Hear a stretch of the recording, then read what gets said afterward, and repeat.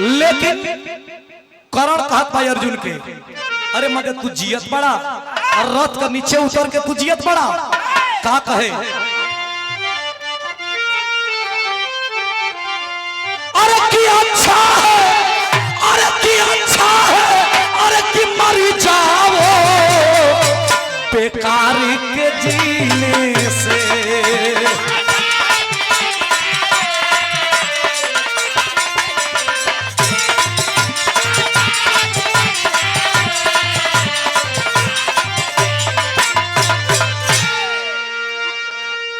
अरे की अच्छा है कि मर जाओ, अरे बेकारी के जीने से, अरे बेकारी के जीने से, अरे पत्थर पे, अरे पत्थर पे, अरे उगे मोती मेहनत के पसीने से।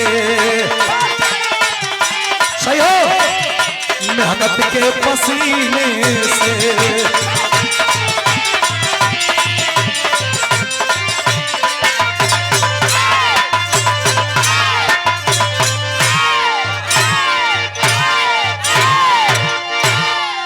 बस बस वो न फटे पट्टे, वो न फटे कहे कि अच्छा है कि मर जाओ बेकार के जीने से, अब पत्थर पे उगे मोती मेहनत के। ए महाराज अर्जुन, काय अर्जुन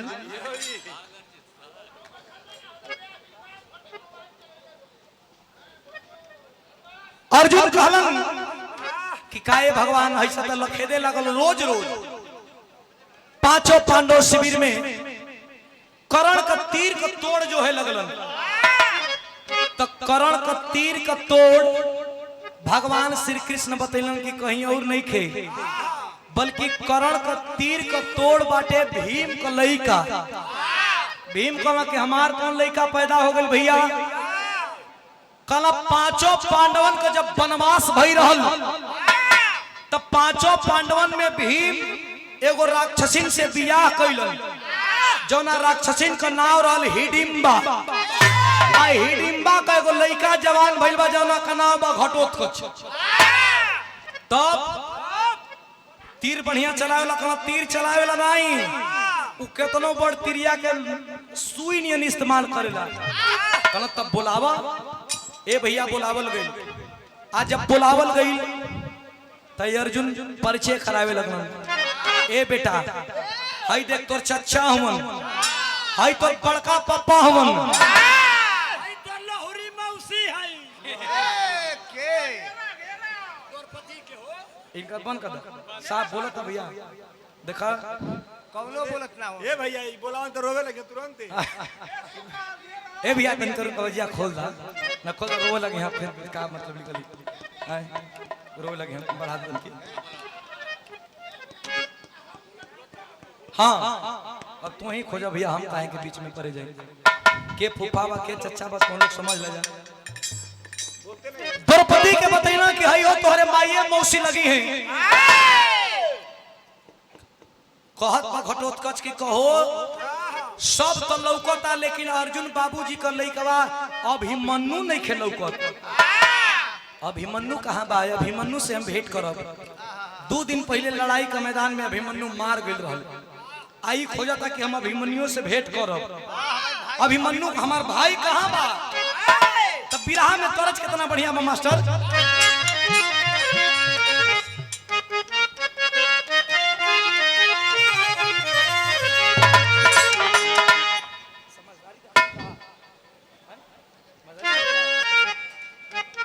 कितना बढ़िया बा,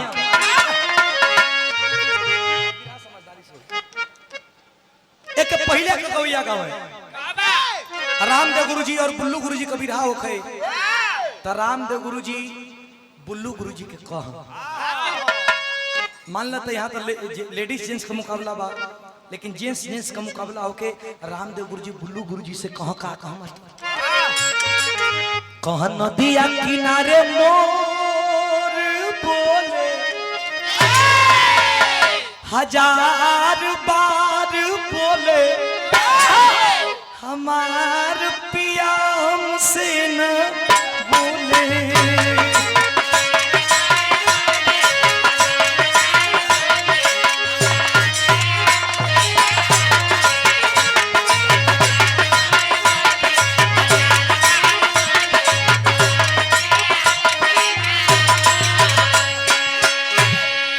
पारी आवे बुल्लू गुरुजी का तो रामदेव गुरुजी के जवाब दो बिरहवे से बुढ़ौती का शरीर रहले करिहाई पहान धके खड़ा होखा आ धीरे से कहो किसारिया कायर मोर राम जाग जाग भोले बाबा कायरैया गंगा जी के तनो नईबा अरे गंगा जी के तनो नईबा पतर पिरिया ना पैबा आजा।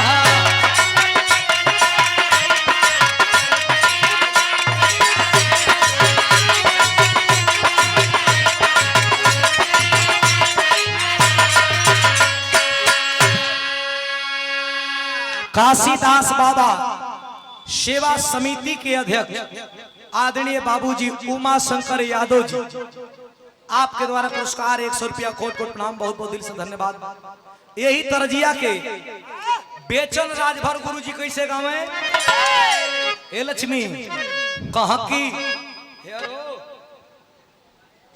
कहने बुलाया नार न सब पाती अरे ने बुलाया नार न सब पाती बलम बदमाशी में फंस गए हो बलम बदमाशी में फंस गए।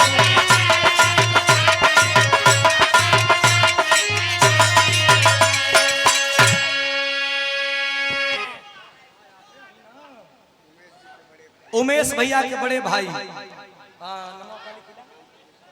और राम प्रवेश राजभर भैया, रे वाह वाह बहुत बहुत धन्यवाद, प्रणाम भी बा सब बहन के था प्रणाम पहुंचे, आशीर्वाद का कामना पहुंचे ए भैया। लेकिन यही तरजिया के हमारे गुरु जी विजय लाल कैसे गावे कहा भैंस सुअर हर जाई अरे भैंस सुअर हर जाई घूमी जे तने तने मोटाई।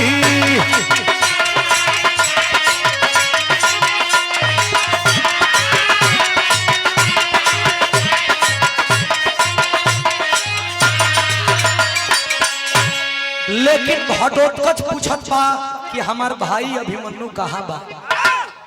अर्जुन बतावत बड़न कि कहाँ बा अभिमन्यु केने बा का बताओ मास्टर कि धोखावा से अरे धोखावा से मरले मुदैया अरे धोखावा से मरले मुदैया तय अभिमन्यु भैया के तोहरो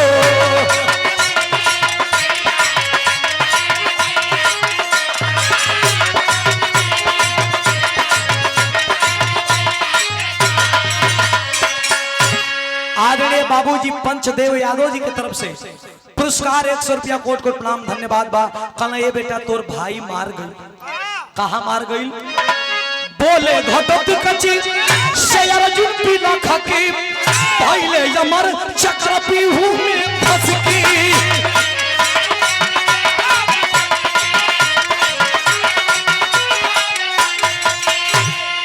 अरे घेरी के मरले मुदैया मुदैया मुदैया